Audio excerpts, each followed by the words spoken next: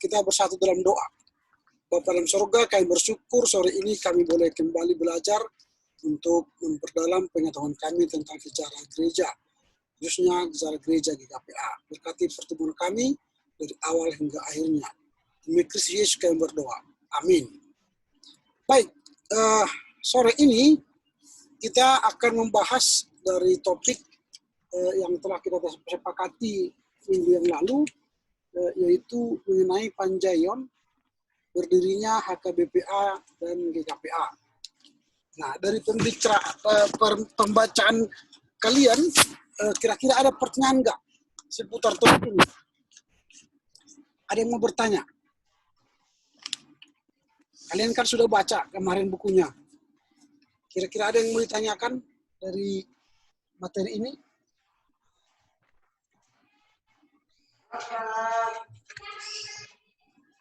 Ada yang mau bertanya? Kira-kira?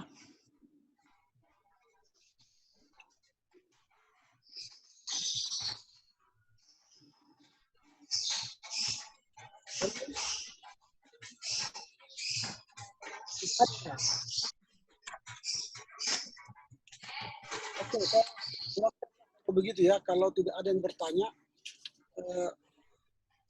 kan Panjaion dalam bahasa Angkola itu artinya mandiri. Kalau dalam pernikahan Kristen, manjai itu adalah sebuah keluarga yang baru menikah atau yang sudah menikah lah ya. Lalu orang tuanya ingin memandirikan mereka menjadi sebuah keluarga yang mampu mengatasi kehidupan mereka, maka orang tua itu memberikan fasilitas rumah misalnya, atau peralatan-peralatan pertanian, atau perlengkapan-perlengkapan pekerjaan dan sebagainya. Setelah itu orang tua memberikan kebebasan kepada anaknya untuk mengelola, mengatur rumah tangganya sendiri. Itu namanya Panjaion, manjai. Manjai dalam bahasa Angkola atau bahasa Batak artinya itu mandiri. Nah, kalau mandiri berarti itu artinya dialah yang mengelola otonomi gerejanya, baik secara keuangan, baik secara organisasi, maupun secara daya. Daya artinya sumber daya manusia. Jadi berdiri di kaki sendiri, sering diistilahkan itu berdikari, berdiri di kaki sendiri, itulah yang disebut dengan manjai. Nah, gerakan itu sendiri sebenarnya jauh dimulai 1940. Nah, gerakan kemandirian Angkola itu menjadi sebuah gereja yang mandiri itu tahun 1940 dimulai. Nah, diprakarsai oleh beberapa orang, yaitu ada yang disebut di sini ketuanya ialah SM Parlindungan dan penasehatnya Dr. SC Nenggolan. Itu gerakannya dimulai tahun 1940. Tetapi gerakan ini tidak menuai hasil yang baik. Artinya kemandirian gereja Angkola yang bernuansa Angkola, berbudaya Angkola, berbahasa Angkola tidak tercapai. Gerakan 1940 itu. Nah, kemudian itu banyak faktor yang membuat tidak tercapai. Faktor utama yang waktu itu ialah salah satu syarat untuk mendirikan sebuah gereja ialah harus memiliki anggota minimal 5.000 anggota. 5.000 anggota gereja, jemaat, jiwa, orang. Tahun 1940, orang Angkola yang mau tergabung dalam gereja mandiri atau gereja Angkola yang mandiri itu belum mencapai 5.000 jiwa atau 5.000 orang. Itu yang pertama, sehingga tidak bisa diberikan gerakan kemandirian itu oleh Badan Sending RMG waktu itu. Dan yang kedua faktornya adalah dengan meletusnya Perang Dunia Kedua. Perang Dunia Kedua 1942. Nah, itu membuat kemandirian gereja Angkola itu tertunda, artinya tidak mendapat respon yang positif secara politik ya, secara politik. Nah, tadi secara gerejawi tidak memenuhi unsur jiwa, lalu secara politik ada Perang Dunia Kedua. Lalu yang ketiga faktornya ialah faktor internal badan sending itu sendiri. Badan sending itu ada yang pro kontra. Dari perubahan penanganan aset-aset negara oleh aset misi, artinya aset RMG yang dikelola oleh negara, peralihannya itu mengalami persoalan. Jadi ada yang mau membuat aset Rhein Mission Gesellschaft RMG itu dikuasai pemerintah. Semua aset RMG dikuasai pemerintah. Lalu aset-aset RMG yang ada di daerah Angkola ingin tanda petik direbut oleh orang-orang yang memiliki kepentingan untuk kemandirian gereja Angkola. Jadi ada ditunggangi kepentingan pribadi. Nah, dengan demikian gerakan kemandirian 1940 tidak menuai hasil yang baik. Itu yang pertama. Lalu itu berhenti hampir puluhan tahun, 30 tahun lebih. Gerakan kemandirian itu kemudian dilanjutkan pada tahun 1974. Mulailah gerakan itu dilanjutkan lagi. Nah, supaya kemandirian Angkola itu terwujud, maka dibentuklah Badan Panjayon atau yang sering dikenal dengan BPP itu ya.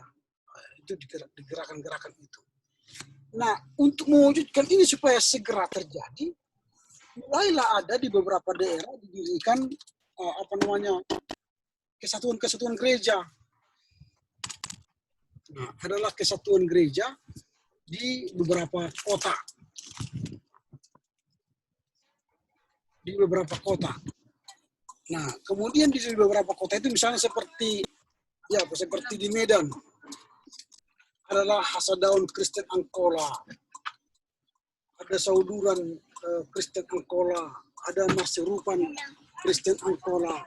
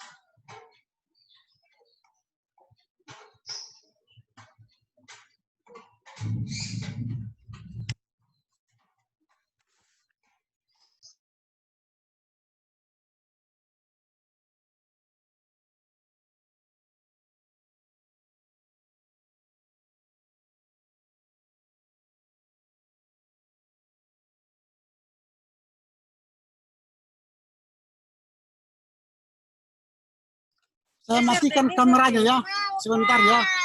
Kami sambil jalan dulu, nanti saya akan teruskan ya. Ini saya matikan kameranya. Lalu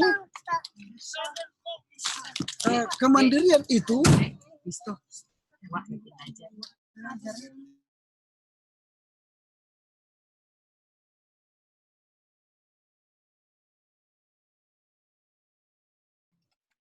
nah, saya lanjutkannya sambil jalan, kami sambil jalan ke rumah ya.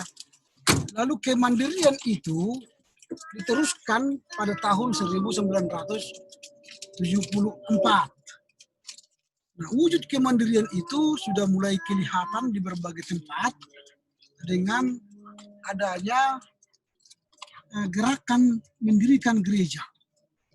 Itu ada Sauduran Angkola, ada Marserupan Kristen Angkola, baik di Medan Timur, di Medan Barat, kemudian ada Hasadaun Kristen Angkola di Sidimpuan.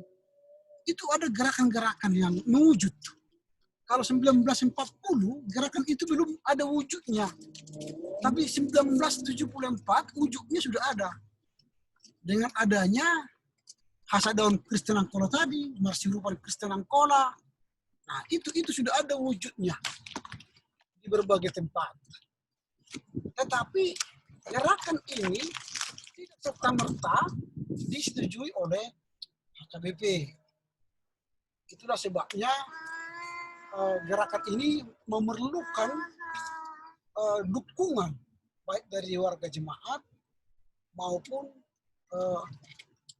pendeta-pendeta yang berasal dari Angkola. Nah, itulah sebabnya di beberapa tempat selain mendirikan wujud gereja tadi, tetap ada gerakan-gerakan untuk meminta secara resmi kemandirian itu dari gereja induk HKBP. Nah, maka dibentuklah tadi saya katakan Badan Persiapan Panjayon HKBPA. BPP HKBPA, itu dulu namanya. Nah, supaya perwujudan kemandirian secara resmi bisa terjadi. Itulah yang terjadi 1974. Lalu gerakan itu oleh orang Angkola secara de facto, itu minggu yang lalu sudah saya katakan, secara de facto, artinya fakta, kita sudah mandiri sejak 1974. Tetapi secara de jure, secara hukum, baru kita mandiri resmi dari HKBP 1975. Tepatnya itu tanggal 26 Oktober 1975. Nah, inilah secara singkat dulu sejarah kemandirian Angkola itu. Nah, memang pada awal kemandirian itu bersedia kita di Tanjung Pura. Roma mudik naik di Tanjung Pura maksudnya kita. Pada awal kemandirian itu adalah yang disebut dengan beberapa istilah. Apakah itu misalnya BPP tadi ya, BPP itu Badan Persiapan Panjayon. Kemudian peresmiannya secara resmi, saya katakan tadi, itu di sebuah ibadah di HKBPA waktu itu. HKBPA Bunga Bondo. Pada tanggal 26 Oktober 1975. Nah, oleh sebab itulah kemandirian itu dianggap menjadi hari lahir gereja Kristen Protestan Angkola. Tanggal 26 Oktober 1975 itulah dijadikan sebagai hari jadi lahirnya GKPA. Padahal kemarin kan saya katakan hari jadinya sebuah gereja itu pada tiga dasar. Yaitu dasar pertama ialah karena penginjil, hari penginjil yang pertama datang, kedua baptisan yang pertama, lalu yang ketiga ialah rapat yang pertama. Sementara GKPA yang lahir 26 Oktober itu tidak merupakan bagian dari ketiga ketentuan pendirian gereja tadi. Nah, ini tuh kita abaikanlah karena itu bukan ranah kita ya. Tapi yang mau kita pelajari sekarang ialah bahwa GKPA lahir dari Panjayon atau Kemandirian HKBP 26 Oktober 1975. Itulah dulu secara ringkas. Nah, kemudian dulu namanya bukan GKPA, tapi namanya HKBPA, Kuria Kristen Protestan, Kuria Kristen Batak Protestan Angkola, HKBPA. Nah, tapi dalam perjalanan sejarahnya, nama gereja kita berubah dari HKBPA menjadi GKPA. Nah, itu. Nah, mengapa terjadi demikian? Memang ya harus kita jelaskan bahwa dalam perjalanan GKPA yang baru mendiri dari HKBP itu mengalami pergolakan atau sikisme namanya. Sikisme itu pergolakan internal di dalam gereja. lahirlah Sempalan. Sempalan itu dari HKBPA lahirlah GPA. Itu namanya Gereja Protestan Angkola. Nah, persoalan apa yang membuat mereka memisah tentu tidak perlu kita bahas. Tetapi yang jelas ada sempalan HKBPA waktu itu. Lalu setelah ada perdamaian dan rekonsiliasi, maka terjadilah penggabungan antara HKBPA dan GPA, lahirlah nama GKPA. Nah, inilah dulu sejarah ringkas lahirnya GKPA, mulai Panjaion itu. Nah, ada pertanyaan kira-kira, silakan yang mau bertanya. Kalau ada yang mau bertanya, silakan. Sebelum kita masuk nanti kepada bagian yang kedua. Saya masih tetap matikan kamera saya karena masih di jalan. Tapi wajah kalian saya lihat semua. Silakan yang mau bertanya dulu. Kan kalian sudah saya suruh membaca. Saya hanya menjelaskan secara ringkas dulu. Tentu kalian banyak bertanya nanti ya kalau tidak paham dari sejarah itu. Silakan, ada yang mau bertanya? Masih di sini kan semua kan? Halo? Halo, atau Audrey dulu? Silakan, Audrey. Ada pertanyaan, ada Audrey? Belum ada pertanyaan, Amang. Oke, kalau Citra, ada pertanyaan? Belum ada, Amang. Deborah? Belum ada, Amang. Ita, ada pertanyaan? Soalnya masih ada kurang yang tentang Panjaion ini, Amang. Masih agak kurang, tapi nggak tahu di bagian mananya. Oke, baik. Saya ulangi supaya paham. Ini harus paham loh, ini sejarah. Panjaion artinya. Nah, Panjaion tadi dari segi bahasa daerah atau bahasa Batak artinya mandiri. Manjai artinya mandiri. Saya alogrikan tadi seperti orang yang baru menikah, lalu mereka orang tua yang melihat anaknya itu sudah baru menikah, itu sudah bisa layak menjadi sebuah rumah tangga yang mandiri, maka mereka dipisahkan rumahnya, bukan di rumah orang tuanya lagi. Dicari rumah atau dibelikan rumah, mereka tinggal di sana. Itu namanya manjai atau mandiri. Nah, orang Kristen Angkola yang berbahasa Angkola, berbudaya Angkola, tidak mau tinggal lagi di HKBP. Karena HKBP itu sudah lebih fokus berbahasa Toba, beradat Toba, dan sebagainya. Sehingga adalah kerinduan orang Angkola memiliki rumah sendiri atau gereja sendiri. Waktu itu belum ada namanya, masih dipikir-pikir, tapi sudah ada gerakan itu. Tahun 1940. Tapi gerakan itu tidak terwujud. Mengapa? Tadi saya katakan karena kurang jemaat, harus ada 5.000 jemaat, kemudian Perang Dunia Kedua 1942, kemudian internal soal penguasaan waris harta kekayaan dari RMG bersoal waktu itu. Artinya dari 1940 gerakan kemandirian tidak terwujud, belum ada, tidak terjadi gitulah. Lalu 33 tahun kemudian, tahun 1974, dilanjutkan lagi gerakan kemandirian itu, Panjaion itu. Nah, mulailah ada wujud gereja yang mandiri, HKA, Kuria Kristen Angkola di Sidimpuan, MKA, Marsiurupan Kristen Angkola di Medan Barat, baru Sauduran Angkola di Medan Timur, di Jakarta juga ada HKA. Itulah gerakan itu sudah mewujud sebuah gereja. Maka semangat itu ditangkap lagi. Diangkatlah Badan Panjaion, Persiapan Panjaion, HKBPA. Nah, mulailah keluar nama HKBPA. Bukan lagi HKA, bukan lagi MKA, tapi sudah menjadi HKBPA. Nah, secara de facto itu fakta di lapangan, kita itu sudah mandiri tahun 1974.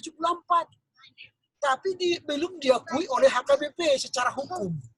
Nah, secara hukum kita mandiri 1975, 26 Oktober 75.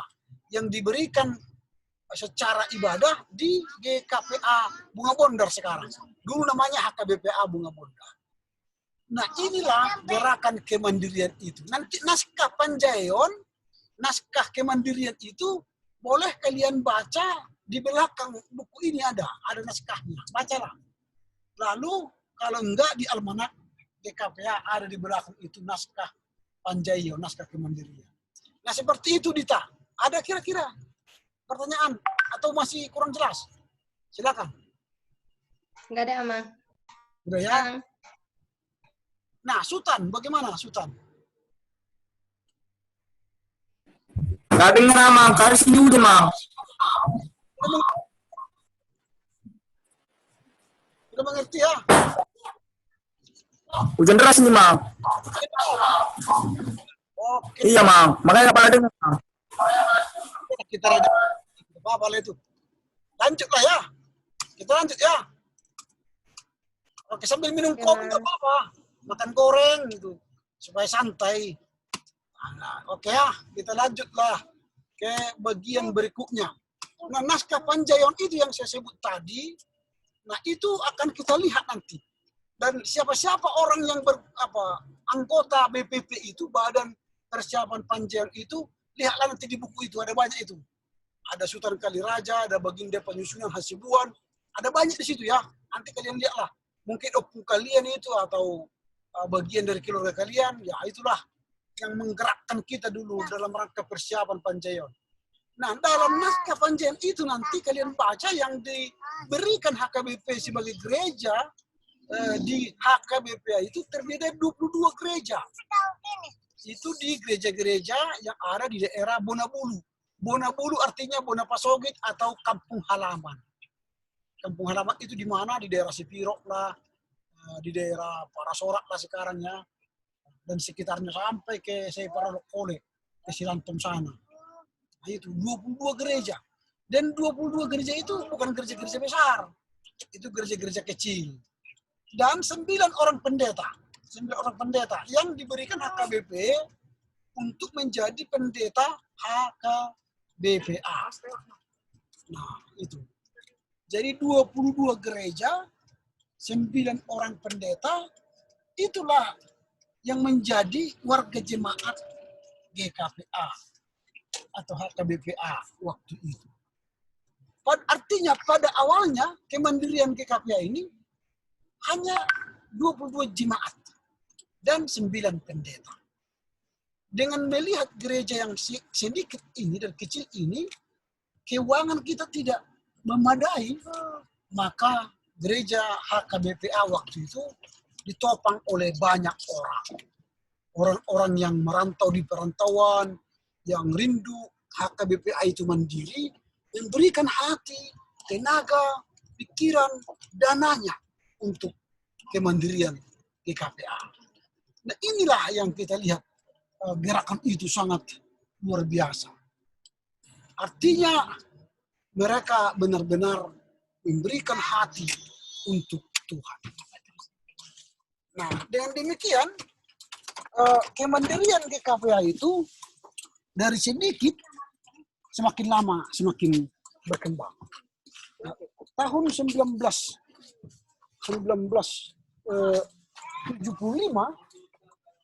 sampai 1995, artinya 20 tahun pertama kemandirian itu, GKPA maju. Nah, itu. GKPA maju. Artinya secara kuantitas, tambahlah jemaat GKPA. Nah, Amang sudah sampai di rumah. Saya sudah bisa ada audionya ya, videonya. Nah, maju lagi GKPA. Artinya jemaat yang 22 kakak tadi, 22 jemaat tadi bertambahlah menjadi ratusan jemaat. Dari hanya 10.000 jemaat tahun 75, tapi 1995 jemaat kita sudah hampir 25.000. 3.000 kakak. Nah, ini perkembangan yang signifikan. Artinya bahwa HKBPA waktu itu dari 22 jemaat menjadi gereja yang banyak. Nah, ini yang kita lihat. Nanti waktunya 10 menit lagi, kita akan lanjut lagi nanti ya, tapi tidak apa, kita tunggu 10 menit lagi. Nah, kita lanjutkan bahwa GKPA itu mengalami pertumbuhan yang signifikan sejak 1975 sampai 1995. Itu namanya perkembangan yang signifikan. Nah, kalau saya tunjukkan nanti grafiknya, sebentar ya, saya tunjukkan grafik pertumbuhan HKBPA waktu itu menjadi dari sedikit ya menjadi besar dan banyak. Bagaimana perkembangannya nanti bisa kita lihat secara grafik. Sebentar. Nah ini, tunggu.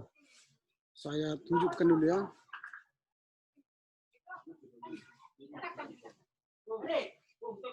Nah, coba lihat ini grafik ini. Bisa lihat grafik ini ya.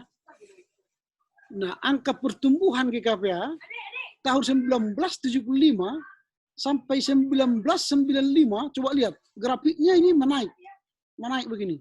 Terus dia 1995.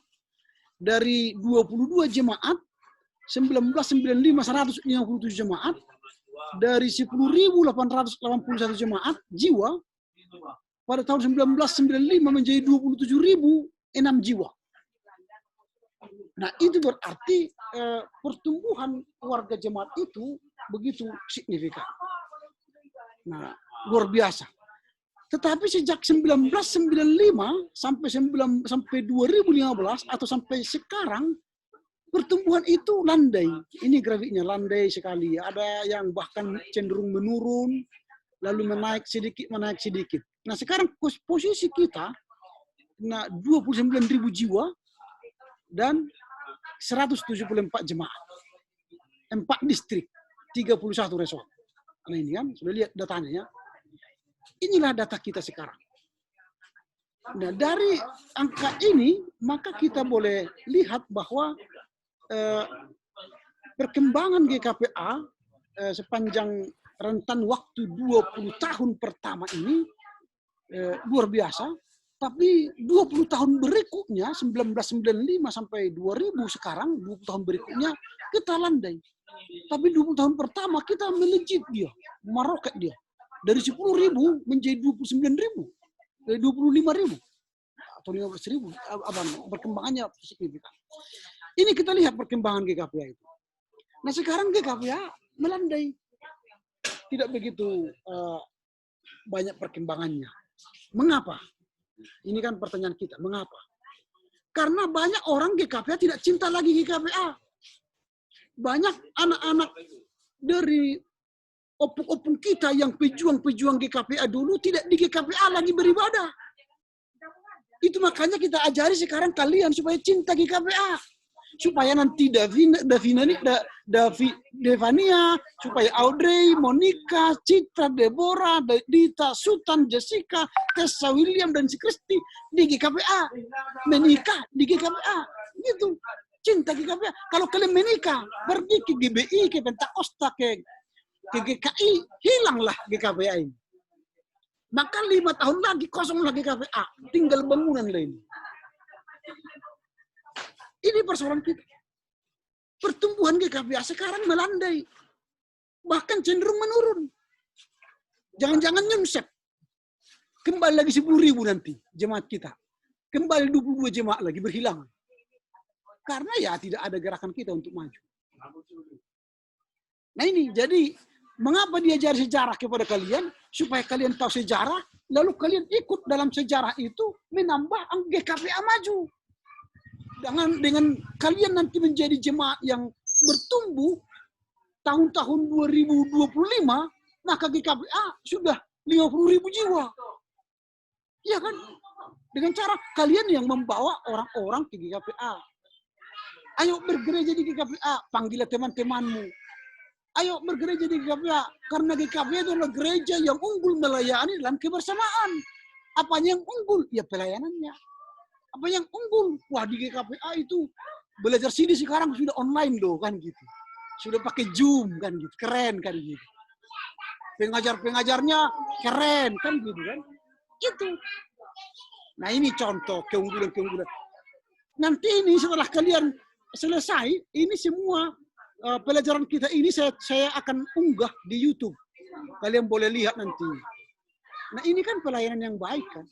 Atau nanti saya kirimkan ke grup supaya kalian lihat bagaimana kita belajar CD melalui Zoom. Nanti lihatlah, saya bisa share nanti ke kita. Karena ini semua saya rekam. Lihatlah di sini ada recording kan. Ini saya rekam semua. Supaya nanti ketika orang tua kalian, enggak diajari kalian, ya saya buktikan ini saya ajari, ini rekodnya. Saya masukkan di YouTube saya, tapi privat. Tidak saya publik. Tapi kalau mau nanti di publik, ya saya publikasi ke publik, ya silakan. Kalian bisa nonton kan. Nah ini contoh-contoh yang mau kita tonjolkan. Supaya GKPA itu maju. Nah itu ya. Jadi memang perkembangan GKPA dalam perjalanannya, mulai dari 22 kakak tadi, 22 jemaat tadi, yang ini sekarang sudah menjadi 174 gereja, itu kan mengalami perkembangan. Nah nanti kita akan melihat GKPA dalam perjalanannya. Dalam bagian berikutnya kita akan melihat bagaimana GKPA dalam perjalanan dan hubungannya mitranya dengan luar negeri. Nah coba lihat dulu di Pangkalan Beranda. Ini dulu GKPA ini. GKPA. Gerejanya besar. Ini semua ini teman-teman ini para pendeta di Pangkalan Beranda ini. Jadi belajar CD itu sekarang sudah mobile kan? Bisa di mana-mana. Artinya tidak terhambat oleh karena uang dan waktu. Nah, kalau dulu kita harus ke gereja, harus begini, makanya tidak bisa belajar CD, hujan deras. Sekarang nggak bisa lagi. Gampang kan? Hanya dengan YouTube atau Zoom kita bisa belajar CD. Nah, ini contoh kemajuan zaman. Nah, jadi nanti perkembangan GKPA ke depan tidak lagi mengalami stagnan, tapi kita akan mengalami pertumbuhan signifikan. Nah tadi 20 tahun pertama signifikan, 20 tahun yang kedua melandai, 20 tahun ketiga, ini sekarang masa kalian. Masa kalian harus naik lagi. GKPA itu harus naik lagi. Siapa yang buat naik? Ya kalian. Kalian pemuda yang akan naik. 2031 atau 2030 itu bonus demografi. Bonus demografi itu ialah pemuda yang lebih banyak di Indonesia. Tahun 2031 paling banyak penduduk di Indonesia ialah pemuda. Andalah yang itu di dalamnya. Yang akan mengambil peran mengembangkan gereja. Jadi kalau kalian sekarang tidak siap mengambil peran ini, maka bisa hilang GKPA. Tapi kalau kalian sudah siap melayani Tuhan dalam usia yang seperti muda ini, maju GKPA. Mau?